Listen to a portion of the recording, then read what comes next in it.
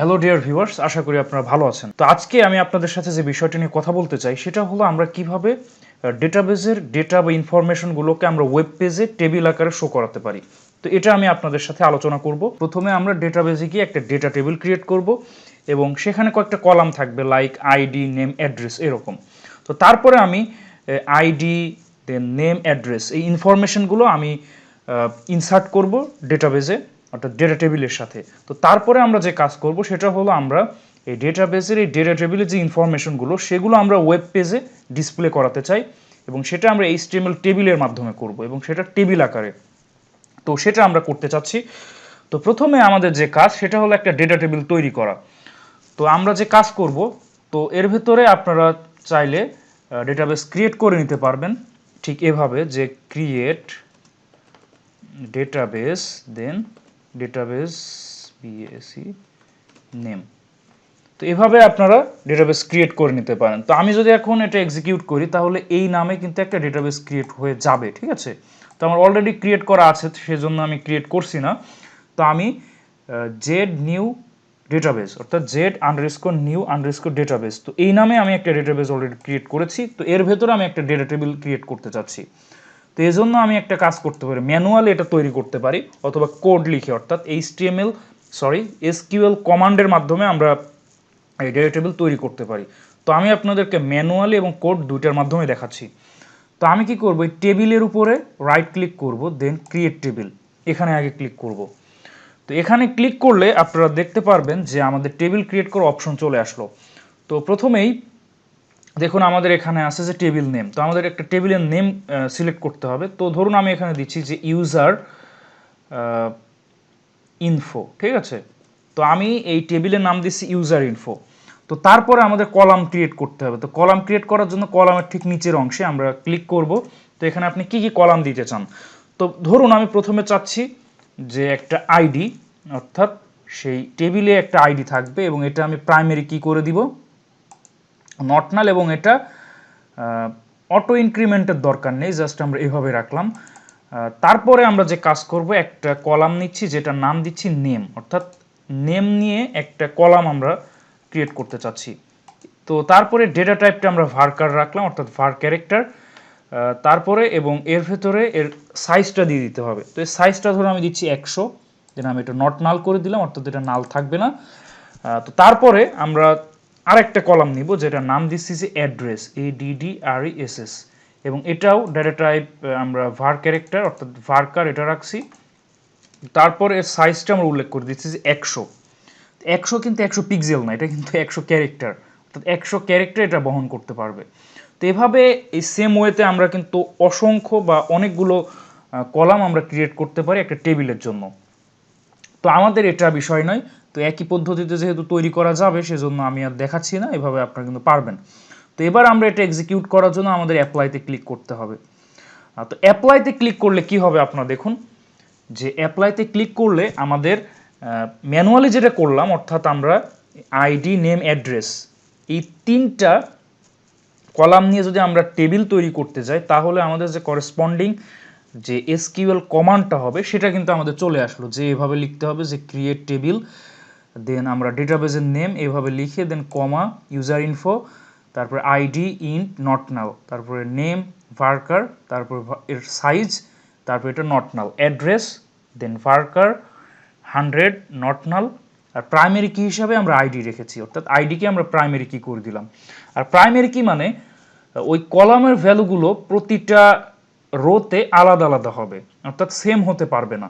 যেমন role, ID এটা তো অবশ্যই আলাদা আলাদা হয়, তো সেটা আসলে আমাদের আইডি।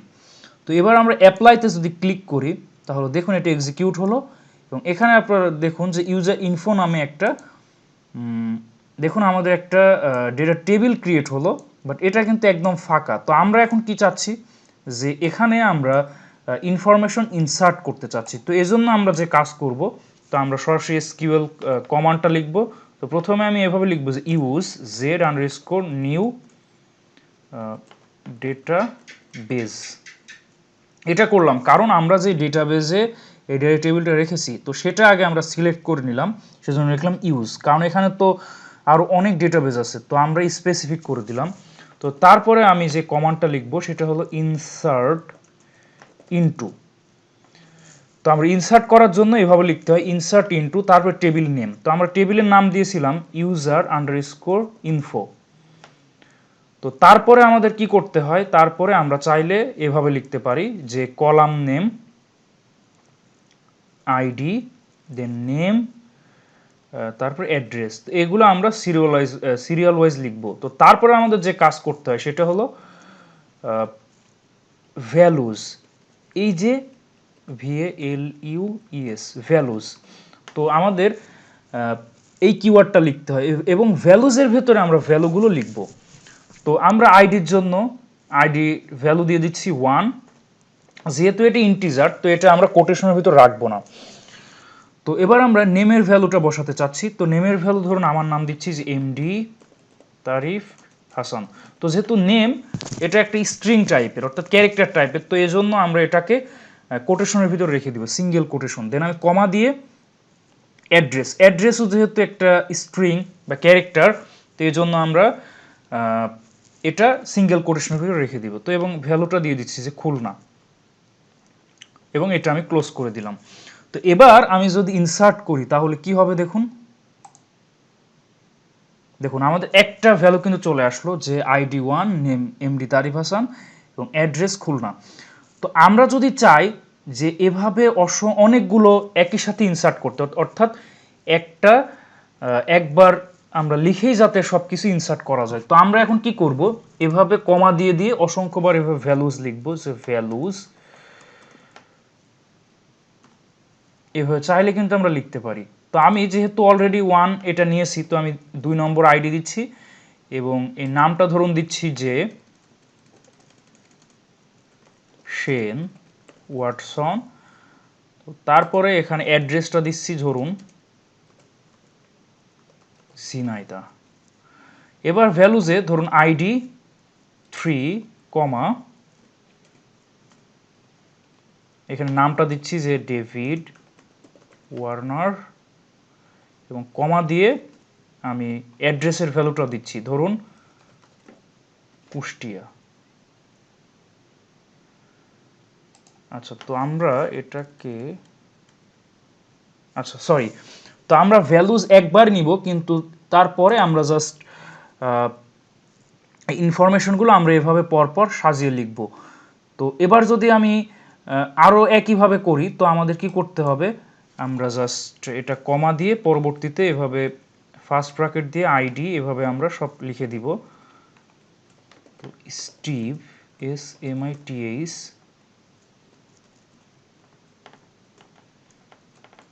দেন অ্যাড্রেস ঢাকা। তারপর আবারও যেহেতু আর আপনারা ক্লোজ করবেন সেমিকোলন দিয়ে, আর যদি ক্লোজ না করতে হয় তাহলে আরও যদি লিখতে হয় তাহলে এভাবে কমা দিয়ে আপনারা লিখে ফেলবেন। তো আমি ফার্স্ট ব্র্যাকেট দিয়ে লিখলাম 5 অর্থাৎ আইডি, দেন নেমটা আমি লিখব, তো এটা ধরুন লিখছি যে রিকি পন্টিং এবং অ্যাড্রেসটা আমরা লিখে ফেলবো, তো এটা ধরুন রাজশাহী। আচ্ছা, এখানে আমরা একটা মিস্টেক করেছি, সরি, এখানে কমা হবে, আমি ডট দিয়েছি। তো এবার যদি আমি এক্সিকিউট করি তাহলে দেখুন আমাদের সব ইনফরমেশনগুলো কিন্তু এখানে চলে আসলো। তো আমি যদি আরও 5টা ইনফরমেশন এভাবে নিতে চাই, তো আমরা জাস্ট এখানে ভ্যালুগুলো চেঞ্জ করে দিচ্ছি, এখানে যাচ্ছি 6।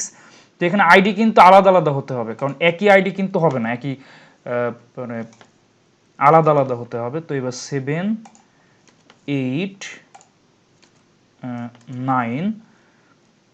এবার আমি নেমগুলোও চেঞ্জ করে দিচ্ছি। তো এখানে ধরুন একটু ইউনিক নেম দিচ্ছি যে ডি ভিলিয়ার্স এবং অ্যাড্রেসটা এটা সেম রাখলাম। তারপরে ধরুন জন অ্যাডামস, তারপর নেম। এভাবে আপনারা জাস্ট ইনফরমেশনগুলো ইনসার্ট করে নেবেন। তো আমি ডিন জোনস,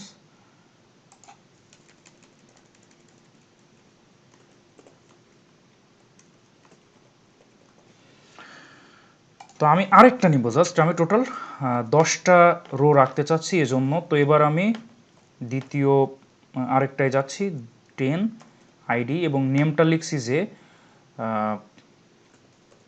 এলান বর্ডার, দেন আমি কমা দিয়ে ভেতরে কমা দিয়ে আমি অ্যাড্রেস লিখছি। তো অ্যাড্রেসটা ধরুন দিচ্ছি যে SYLH সিলেট। তো আমরা এই অ্যাড্রেসগুলো কিন্তু চেঞ্জ করে দিতে পারি, তো আমি অ্যাড্রেসগুলো চেঞ্জ করে দিচ্ছি। এটা ধরুন দিচ্ছি যে যশোর, আর এটা ধরুন দিচ্ছি যে বরিশাল, আর এটা ঢাকায় থাক, আর এটা ধরুন আমি দিচ্ছি যে চিটাগং। তো এবার যদি আমি রান করি তাহলে দেখুন, তো আমাদের দেখুন টোটাল, আপনাদেরকে দেখাচ্ছি যে টোটাল আমাদের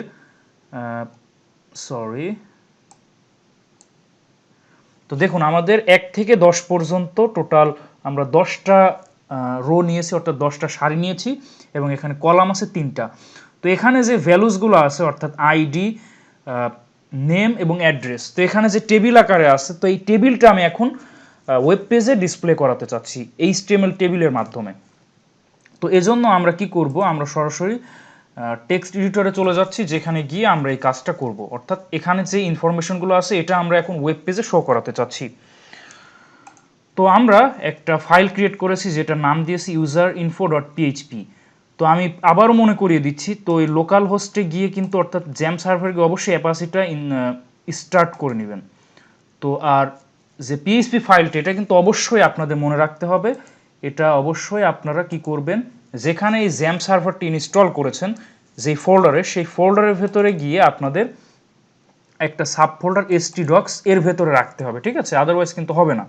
তো আমি এটার ভেতরেই রেখেছি। তো এবার আমাদের কাজ হবে যে HTML এর বেসিক কাঠামোটা লিখে ফেলা। তো আমি HTML লিখলাম, বেসিক কাঠামোটা লিখে দিল। তো এর টাইটেল আমি ধরুন দিচ্ছি যে ডিসপ্লে ডেটা। তো এটা আমি লিখলাম। তো এবার আমাদের যে কাজ সেটা হলো আমরা এখানে অর্থাৎ এই ডেটাবেসের থেকে আমরা ওয়েব পেজে ইনফরমেশনগুলো শো করাতে চাচ্ছি।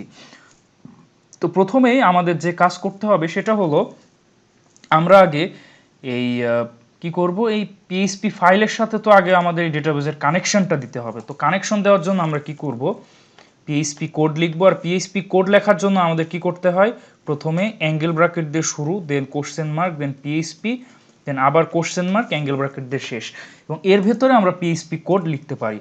তো এবার আমি এর ভেতরে পিএইচপি কোডটা লিখব। তো আমরা প্রথমে ডেটাবেসের সাথে আগে এই পিএইচপি ফাইলের কানেকশন দিতে চাই। তো এজন্য আমাদের বেশ কিছু ইনফরমেশন লাগবে, এবং সেটা হলো আমি একটা ভেরিয়েবল নিচ্ছি। প্রথমে আমাদের হোস্ট নেমটা লিখতে হবে। তো আমি হোস্ট নামক এই ভেরিয়েবলের ভেতরে আমি সেই হোস্ট নেমটা লিখব ডেটাবেসের। তো সেটা হলো লোকাল হোস্ট :3306। আর ভেরিয়েবলের নাম কিন্তু অবশ্যই ডলার সিম্বল দিয়ে শুরু করতে হয়, তারপরে সেই ভেরিয়েবলের নামটা লিখতে হয়। তো আমি এটা করলাম। দেন আরেকটা ভেরিয়েবল নিচ্ছি, যেখানে আমি ইউজার নেমটা লিখবো ইউজার। তো আমরা যে ডেটাবেসটা নিচ্ছি সেটার ইউজার নেম হলো রুট।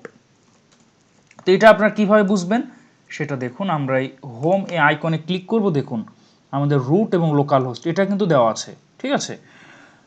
তো এটা হয়ে গেল। তো তারপরে আমাদের আরেকটা ভেরিয়েবল নিতে হবে, যেখানে আমরা পাসওয়ার্ড স্টোর করব। তো আমি ভেরিয়েবলের নাম দিচ্ছি পাস। তো এখানে আপনারা পাসওয়ার্ডটা লিখবেন, অর্থাৎ এই ডেটাবেস অর্থাৎ এই মাইএসকিউএল ওয়ার্কবেঞ্চ আপনারা যখন ইনস্টল করতে গিয়েছিলেন, তো তখন আপনাদের একটা অপশন দিয়েছিল যে আপনারা কি পাসওয়ার্ড সেট করবেন কিনা। তো যারা পাসওয়ার্ড সেট করেছেন তারা সেই পাসওয়ার্ডটা এখানে লিখে দিবেন। আর যদি আপনারা পাসওয়ার্ড সেট না করে থাকেন অর্থাৎ, তাহলে জাস্ট এভাবে খালি রাখবেন, ফাঁকা রাখলে হয়ে যাবে, অর্থাৎ আমাদের পাসওয়ার্ড নেই। তো যেহেতু আমি পাসওয়ার্ড সেট করেছিলাম, তো আমি সেই পাসওয়ার্ডটা লিখে দিচ্ছি যে 180238। তো এবার আমাদের কি করতে হবে, আরেকটা ভেরিয়েবল নিতে হবে। তো আমি একটা ভেরিয়েবল নিচ্ছি, ধরুন $ডিবি। তো এই ভেরিয়েবলের ভেতরে আমরা ডেটাবেসের নামটা এখানে লিখে দিতে হবে। তো আমাদের ডেটাবেসের নামটা ছিল যে z_new database। তো আমি এটা এখন লিখে দিব। তো আমি এখান থেকে জাস্ট কপি করে নিলাম, কপি করে আমি ডেটাবেসের নামটা এর ভেতর বসিয়ে দিলাম। তো এবার আমি যদি এই ডেটাবেসকে এখানে কানেকশন দিতে চাই, তো আমাদের একটা ফাংশন ব্যবহার করতে হবে। তো যেই ফাংশনের নাম হলো MySQLi কানেক্ট। তো এই ফাংশনের মাধ্যমে আমরা এই পিএইচপি ফাইলকে আমরা ডেটাবেসের সাথে আগে কানেকশন দিতে পারি। তো আগে কানেকশন দিতে হবে, তারপরে আমরা ডেটাবেসের ওই ডেটা টেবিলের ইনফরমেশনগুলোকে আমরা ওয়েব পেজে শো করাবো। তো ইনফরমেশন শো করানোর আগে তো অবশ্যই আমাদের ডেটাবেসের সাথে কানেকশন দিতে হবে। তো এবং এই যে ফাংশনের কথা বললাম যে মাইস্কিউএল কুয়েরি, তো এটা আমি আরেকটা ভেরিয়েবলের ভিতর রাখবো, কারণ এটা আমাদের পরবর্তীতে কাজে লাগবে। তো সেই ভেরিয়েবলের নাম দিচ্ছি যে $কন। তো এর ভেতরে অর্থাৎ কানেকশনের কন মাইস্কিউএল কানেক্ট। তো এই ফাংশনের মাধ্যমে আমরা কানেক্ট করব। তো এবার আমাদের এর ভেতরে যে কাজ করতে হবে সেটা হলো, আমরা দেখুন এই লোকাল হোস্ট, রুট, আমরা পাসওয়ার্ড এবং ডেটাবেসের নাম, তো এগুলো আমরা যেই ভেরিয়েবলে লিখেছি, তো এখানে আমরা যেই সিকোয়েন্সে লিখেছি এখানে আমরা সেই সিকোয়েন্সে এটা সাজিয়ে লিখবো, যে হোস্ট, তারপর লিখবো ইউজার, তারপর লিখবো পাসওয়ার্ডের পাস, তারপর এখানে ডিবি। অর্থাৎ আমরা এখানে যে ভেরিয়েবলের ভেতরে এগুলো রেখেছি সেগুলো আমরা সিরিয়াল ওয়াইজ লিখবো। তো এরই মাধ্যমে আমাদের ডেটাবেসের সাথে কিন্তু কানেকশনটা কিন্তু হয়ে গেল। তো এবার আমরা যে কাজ করতে চাচ্ছি সেটা হলো, আমরা এবার টেবিল নিতে চাচ্ছি, ঠিক আছে। তো টেবিলের ভেতরে এই ডেটাবেসগুলো মানে আমরা এই যে দেখুন, আমরা যে ইনফরমেশনগুলো এই ডেটা টেবিলে আছে, তো সেটা আমরা ওয়েব পেজে শো করাতে চাচ্ছি। তো এজন্য আমাদের যে কাজ হবে সেটা হলো, আমাদের প্রথমে টেবিল ট্যাগ নিতে হবে, ঠিক আছে। তো পিএইচপির ভেতরে আমরা টেবিল ট্যাগ কিভাবে নিব? তো আমি কিন্তু এই পিএইচপির ভেতরে টেবিল এই ট্যাগ কিন্তু আমি নিতে পারবো না, ঠিক আছে, এটা কিন্তু কাজ হবে না। তো এজন্য আমাদের যে কাজ করতে হবে সেটা হলো, আমাদের এই পিএইচপিকে আগে ক্লোজ করতে হবে। তো আমি এই পিএইচপিটাকে কিভাবে ক্লোজ করতে পারি, ঠিক এইভাবে, মানে এখানে, তারপরে এখানে আমি এভাবে ক্লোজ করলাম পিএইচপি, ঠিক আছে। তো আমরা এর মাঝামাঝি থাকলাম, তো এর ভেতরে কিন্তু আমরা এখন এইচটিএমএল কোড লিখতে পারবো, ঠিক আছে। তো এবার আমি যে কাজ করব, টেবিল এই ট্যাগটা আমি নিলাম। তো এরপরে আমাদের যে কাজ সেটা হলো, টেবিল হেডার আমাদের নিতে হবে। তো আমরা এই টেবিলের হেডিং আগে লিখতে চাচ্ছি, যে আইডি, নেম, অ্যাড্রেস, ঠিক আছে। তো এই জন্য আমরা টিএইচ এটা নিলাম। তো প্রথমের নাম দিলাম যে আইডি, তার পরবর্তীতে আরেকটা টিএইচ নিচ্ছি, এটার কাজ হলো টেবিল হেডারের নাম দিচ্ছি যে নেম। তো তারপর আরেকটা টিএইচ নিচ্ছি, যেটার নাম আমি দিচ্ছি যে অ্যাড্রেস। তো আমরা এই পর্যন্ত যতটুকু করেছি এতটুকুই যদি আমরা রান করাতে চাই, তো আমাদের প্রথমে একটা ব্রাউজারে যেতে হবে, ঠিক আছে। তো তারপরে আমরা কি করব, আমরা লোকাল হোস্ট এই কথাটা লিখে আমি জাস্ট লোকাল হোস্ট জাস্ট ইন্টারে প্রেস করব। তাহলে কি হবে, আমরা htdocs এই ফোল্ডারে যতগুলো ফোল্ডার আছে তো সেগুলো আমাদের সামনে চলে আসবে। তো এর ভেতর থেকে আমাদের খুঁজতে হবে, আমরা এই যে ফাইলটা নিয়েছি এই ফাইলটা কোথায় আছে। তো আমি এটা রেখেছি পিএইচপি প্র্যাকটিস নামক একটা ফোল্ডারে, অর্থাৎ এর ভেতরে আরেকটা সাব ফোল্ডার। তো আমি এখানে রেখেছিলাম, এবং এখানের ভেতরে পিএইচপি প্র্যাকটিস এখানে রেখেছিলাম, এবং সেটার নাম আমি দিয়েছিলাম যে ইউজার ইনফো ডট পিএইচপি। তো এবার যদি আমি সেভ করে রান করি, তো দেখুন আইডি, নেম, অ্যাড্রেস এটা কিন্তু আমাদের সামনে শো হলো। তো এবার আমরা কি করতে চাচ্ছি, এটাকে আমি এবার টেবিলের মতো করে তৈরি করতে চাচ্ছি। তো এজন্য আমাদের সিএসএস এর ব্যবহার করতে হবে। তো আমি এখানে গিয়ে স্টাইল অ্যাট্রিবিউট ট্যাগ নিচ্ছি, এবং এর ভেতরে আমি সিএসএস কোডটা লিখব। তো প্রথমে আমি টেবিল নিচ্ছি, তো টেবিলের বর্ডার সেট করে দিতে চাচ্ছি। তো বর্ডার রেডিয়াস না, বর্ডার 1 পিক্সেল সলিড ব্ল্যাক। তো এবার যদি আমি সেভ করে রান করি, তো দেখুন আমাদের চারিদিকে কিন্তু বর্ডার ক্রিয়েট হলো। তো এবার আমরা যে কাজটা করতে চাচ্ছি সেটা হলো, হেডিংয়ের চারিদিকেও এভাবে বর্ডার থাক, ঠিক আছে। তো হেডিংয়ের চারিদিকে বর্ডার দিতে গেলে টিএইচ এখানে আমি নিচ্ছি যে বর্ডার, এটা হবে বর্ডার 1 পিক্সেল সলিড ব্ল্যাক। তো এবার আপনারা দেখুন, আমাদের দেখুন চারিদিকে কিন্তু এটা হয়ে গেল। তো এবার একটা বিষয় দেখুন, যে আমাদের বর্ডার কিন্তু ডাবল আসছে। তো এটা রিমুভ করার জন্য আমরা যে কাজ করব সেটা হলো, টেবিলের ভেতর গিয়ে যে বর্ডার কোল্যাপস করে দিলাম। তো এবার আপনারা দেখুন আমাদের আর রিপিটেশন আসছে না, অর্থাৎ একটাই বর্ডার আসছে। তো আমরা এই কাজটা করলাম। তো এবার যদি আমি চাই যে টেবিলের একটা উইড সেট করতে, তো এই জন্য আমাদের কি করতে হবে, উইড এই প্রপার্টি নিতে হবে। তো এটা ধরুন আমি 500 পিক্সেল নিচ্ছি। তো আপনারা এবার লক্ষ্য করুন, এটা অনেক বড় একটা টেবিল। তো দেখুন আমাদের কিন্তু অনেক বড় হয়ে গেল। তো আমরা চাইলে কিন্তু আরও বড় নিতে পারি। তো ধরুন আমি এটাকে 500 না করে 700 পিক্সেল নিচ্ছি। তো দেখুন আমাদের অনেক বড় হয়ে গেল অলমোস্ট। আমি চাইলে আরও বাড়াতে পারি। তো ধরুন আমি এটাকে 750 পিক্সেল করে দিতে চাচ্ছি এটা। তো এবার আমি চাচ্ছি যে এটা আমি ঠিক পেজের মাঝখানে আনতে। তো মাঝখানে আনার জন্য কি করতে পারি, আমি মার্জিন লেফট। তো মার্জিন লেফটের কাজ কি, এটা লেফট থেকে আপনাদের ডানে সরিয়ে দিবে অ্যাকর্ডিং টু এর ভ্যালু। তো আমি এর ভ্যালু ধরুন দিচ্ছি যে আচ্ছা মার্জিন লেফট 400 পিক্সেল। তো এবার যদি আমি সেভ করে রান করি, তো দেখুন আমাদের এটা মোটামুটি মাঝে চলে আসলো।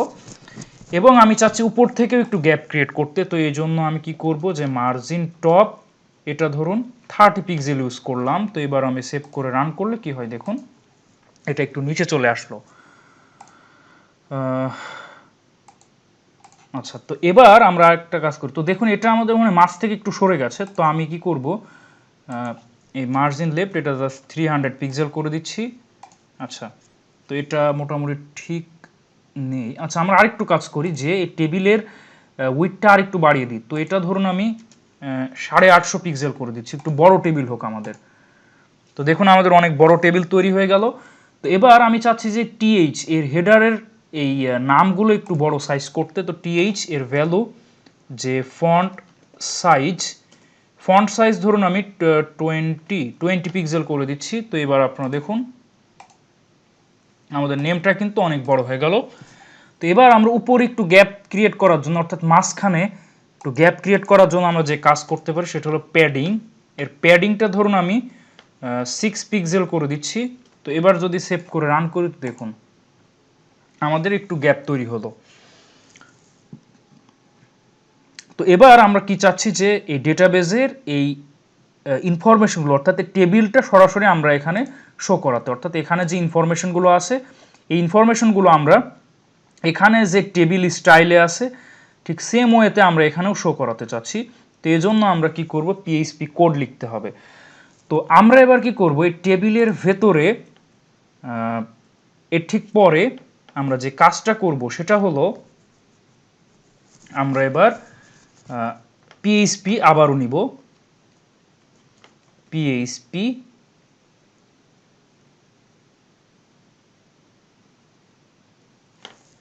সরি। তো এবার আমাদের যে কাজ করতে হবে, এবারও আমাদের একটু পিএইচপিতে চলে যেতে হবে এবং এখানে গিয়ে আমরা লুপের কাজ করতে হবে, ঠিক আছে।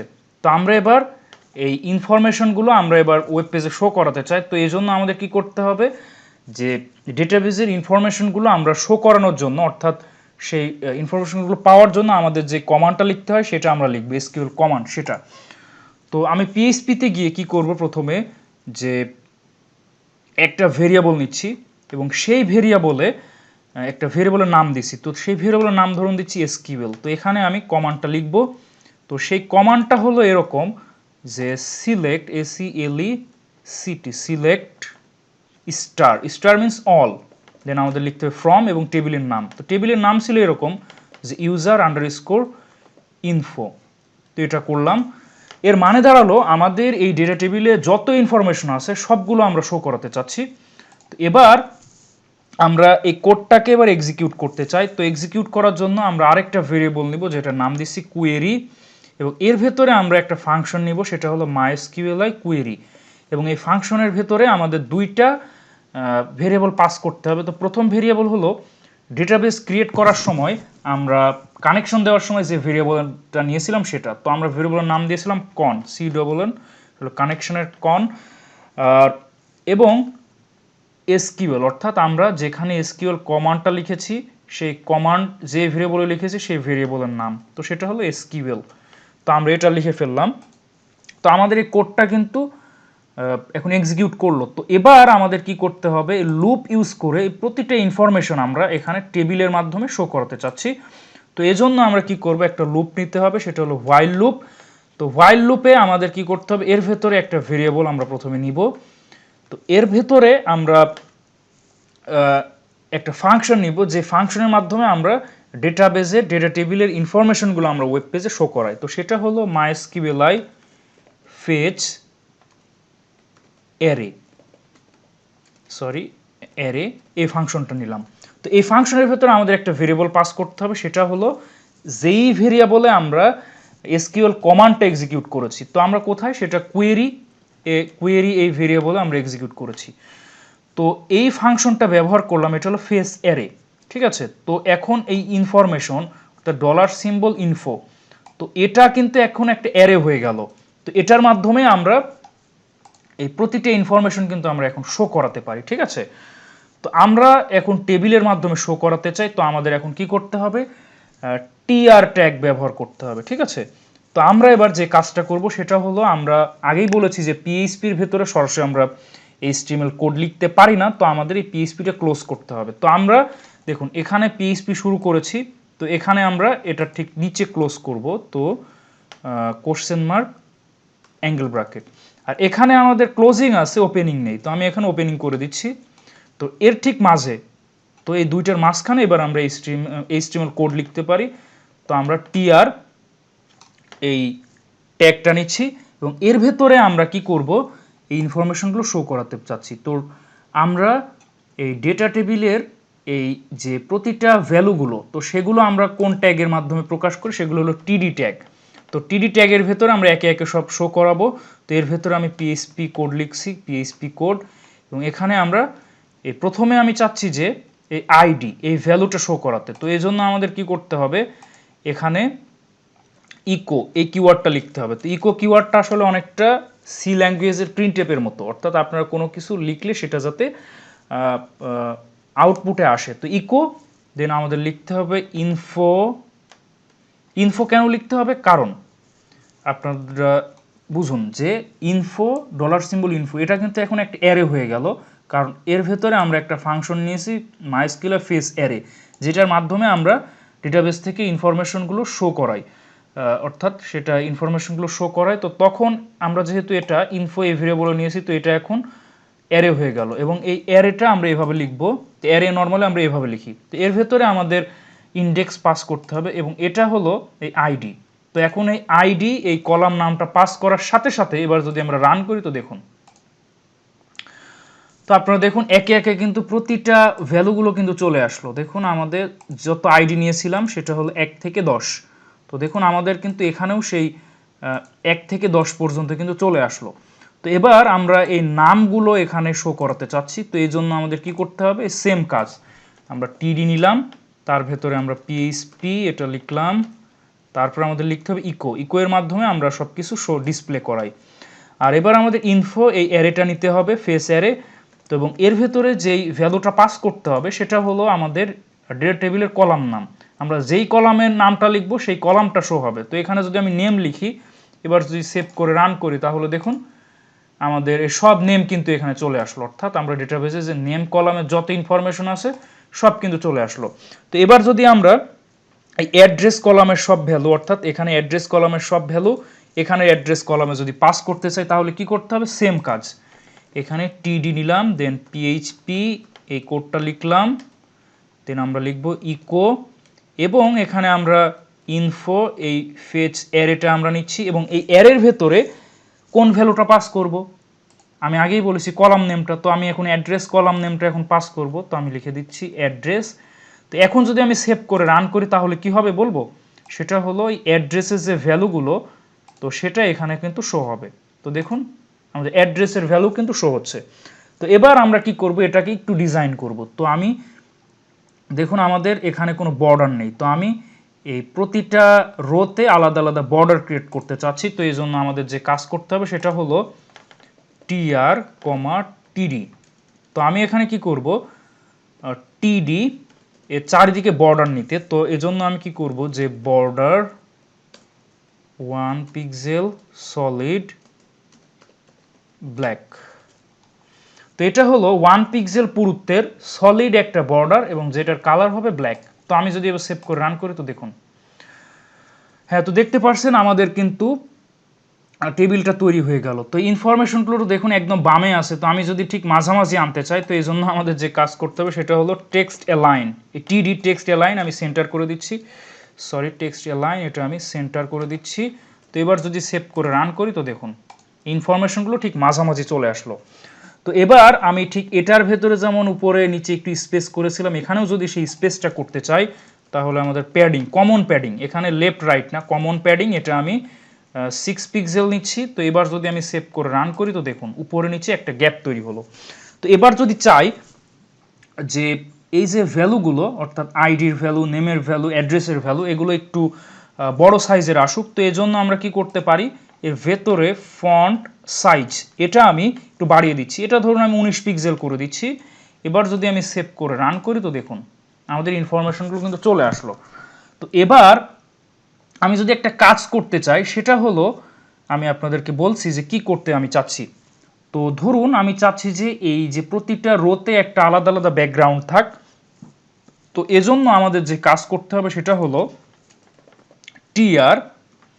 তো আমি ধরুন একটা সিকোয়েন্সে আমি আমি ধরুন একটা সিকোয়েন্স মেইনটেইন করে আমি একটা ব্যাকগ্রাউন্ড দিতে চাচ্ছি। তো ধরুন আমি চাচ্ছি যে এই এই কলামের মানে প্রতিটা রো অর্থাৎ অড নাম্বার রোতে একটা ব্যাকগ্রাউন্ড ক্রিয়েট হবে, তো সেটা আমি চাচ্ছি। তো এজন্য আমরা যে কাজটা করতে পারি সেটা হলো আমি nth চাইল্ড, এখানে ধরুন আমি লিখছি যে অড, দেন আমি এখানে ব্যাকগ্রাউন্ড কালার ধরুন আমি দিয়েছি টিল। তো এবার যদি আমি সেভ করে রান করি তাহলে দেখুন কি হয়। তো দেখুন আমাদের কিন্তু এরকম ব্যাকগ্রাউন্ড কালার হয়ে গেছে, অর্থাৎ এই টেবিলের অড সংখ্যক কলামে আমাদের এরকম কালার চেঞ্জ হবে, ঠিক আছে, মানে ব্যাকগ্রাউন্ড কালারটাই চেঞ্জ হয়ে যাবে। তো এবার আমি যে কাজটা করব সেটা হলো আমি যদি এই